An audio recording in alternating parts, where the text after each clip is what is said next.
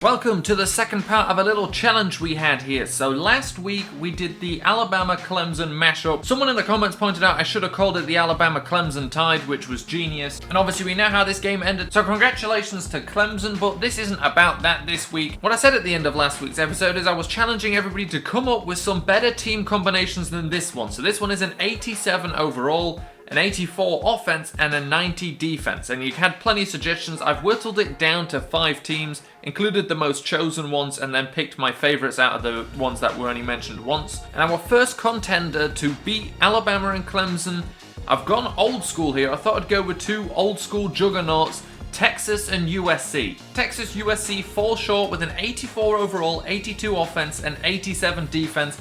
But still, it's a very interesting team to look at. So on the offensive line, we have Tyron Smith from USC, Ryan Khalil from USC, the right side is from Texas, but we didn't have a left guard, and I think that really let them down. The guards weren't good at all. I mean, we could put Khalil over at right tackle, but his overall would probably drop close to 68. But it's still not a bad looking line because of Tyron Smith and Ryan Khalil. Then at tight end, courtesy of USC, Jordan Cameron, and then all those 3 receivers are from USC as well. This combination didn't have very good receivers. Then we do have Reggie Bush at running back from USC and Carson Palmer at quarterback, and Jamal Charles from Texas behind Reggie Bush. However, they were missing a fullback, and like I said, the line wasn't that good. It leaves the offense with only an 82 rating. Defense, however, is much more interesting. So Texas gives us 2 incredible safeties, Earl Thomas with a 90, Kenny Vaccaro 86. Behind him, TJ McDonald from USC, and then the linebackers. These are probably the best linebackers from 2 schools that we're going to find. At left outside linebacker, Clay Matthews from USC, Ray Maualuga from USC, 3rd string, and Brian Cushing, 4th string, Nick Perry, right outside linebacker from USC. But Texas gives us Derek Johnson, Brian Orakpo, and Jordan Hicks. It definitely is the best group of middle linebackers out of any 2 schools. But then the corners let us down here with Roby Coleman, Quandre Diggs being the best players. But then USC steps up strong on the defensive line, Jarrell Casey, Everson Griffin,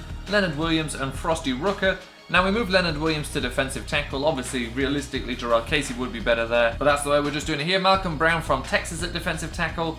And the linebackers are why I thought it was worth mentioning this team, even though it didn't come close to beating Alabama-Clemson, but it's just such an incredibly deep group there. And then at kicker also Justin Tucker from Texas, no punters. So it's a pretty good team, but it's not good enough. So our next contender is Michigan and Notre Dame, and now they don't beat them on overall, 85.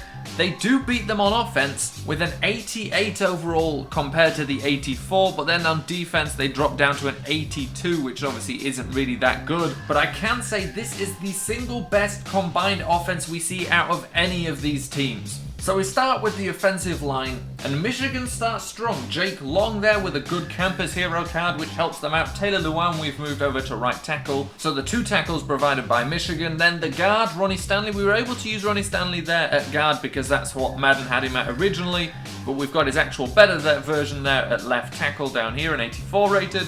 John Sullivan at center. I wanted Nick Martin to be next to his brother Zach Martin at right guard, but Sullivan was better. So then we've got Zach Martin, Notre Dame, and then we go to the tight end farm, courtesy of Notre Dame. We start with Tyler Eifert, an 89 overall, then Kyle Rudolph, an 88 overall, then Anthony Fasano, who had a veteran guard, 87 overall. No end of tight ends thanks to Notre Dame there. And we move down, wide receivers. Wide receivers again, courtesy of Notre Dame, Will Fuller, Michael Floyd, Golden Tate. The running backs from Notre Dame as well, Theo Riddick, the highest rated of them. And then we have Tom Brady representing Michigan. We also have another Michigan quarterback, Denard Robinson. Then we move on to the defense, which of course lets it down. It starts pretty good there at free safety with Harrison Smith from Notre Dame. Then we have Manti Te'o at right outside linebacker. We only had middle linebackers for this team. And then Robert Blanton at strong safety, both from Notre Dame. Then we have Jake Ryan and David Harris from Michigan there.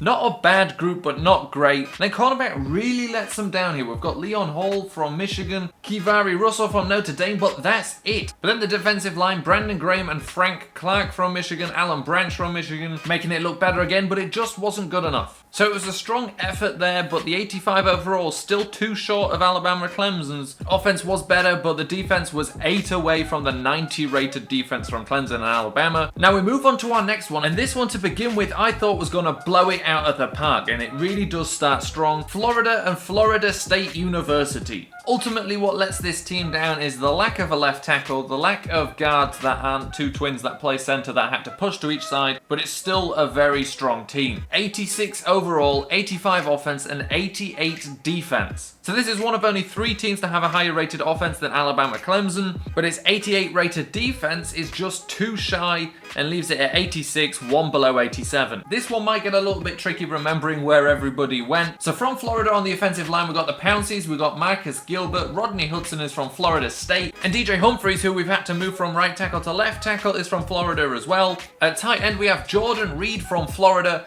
and then we move down, Devontae Freeman and Jameis Winston at running back and quarterback from Florida State. Florida State also gives us Kelvin Benjamin, Anquan Boldin, and Rashad Green. Again, neither team has a fullback. All it needed was one better wide receiver. If Anquan Boldin would have had a flashback card, I think this team may well have jumped up to the overall it needed to beat Alabama and Clemson. But we move down to the defense where this team is much better. From Florida, we have Keanu Neal and Reggie Nelson, both of them with playoff cards there. The linebackers from Florida State, we have Lawrence Timmons, Nigel Bradham, and at right outside linebacker from Florida, we have Jelani Jenkins. So the defensive line is pretty good here. Heavy on the Florida, Carlos Dunlap, Jay Howard, Dante Fowler and Sharif Floyd, Mario Edwards for FSU. And then we have an extremely strong cornerback group here. We have Xavier Howard, Ronald Darby, and Jalen Ramsey from FSU. And then Joe Hayden and Vernon Hargreaves from Florida. We have no punters again, but kickers. Graham Garneau is the highest rated kicker from FSU, but you can have a bunch there. Caleb Sturgis from Florida. So this team, not bad. Could have done with some slightly better linebackers. Defensive tackle position could have been slightly better, but very, very close to beating Alabama and Clemson. It was good, but not good enough, so we move on to our next contestant,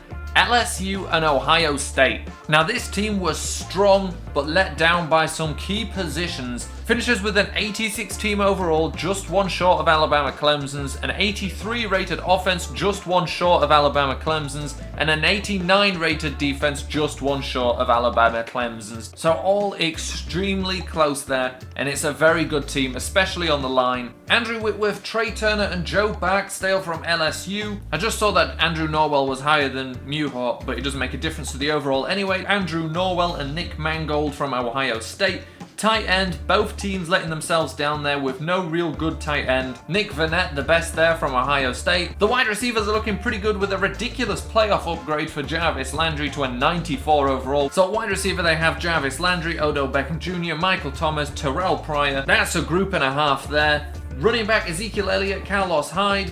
But then quarterback lets them down again. So tight end, quarterback, and the fact they have no fullback really limits this offense. Now onto their defense, which was just one short. So free safety Tyrann Mathieu from LSU, strong safety Malcolm Jenkins from Ohio State. The linebackers Quan Alexander from LSU, Ryan Shazier from Ohio State, Perry Riley Jr. from LSU. And again, we've just thrown middle linebackers out to the outside positions. Most teams struggling to fill those outside linebacker positions. Onto the cornerbacks, we have Patrick Peterson, of course, from LSU, Bradley Roby and Eli Apple from Ohio State, so it's not a bad group there, 91, 87, 84. And then the defensive line, which is very good. Joey Bosa, Cameron Hayward from Ohio State. And then Daniil Hunter, Michael Brockers, Timmy Jernigan as backups, and the starting defensive tackle there from LSU. And we have a punter in the form of Donnie Jones, but no kicker this time. And although it's a good team, again, it just falls short. And it's also the last team we mentioned before we bring up the champion. Now, the champion was mentioned by multiple people. The only team of all the teams I looked at that beats Alabama and Clemson, and there can be no surprise that Alabama is also involved in that group. Alabama and LSU combine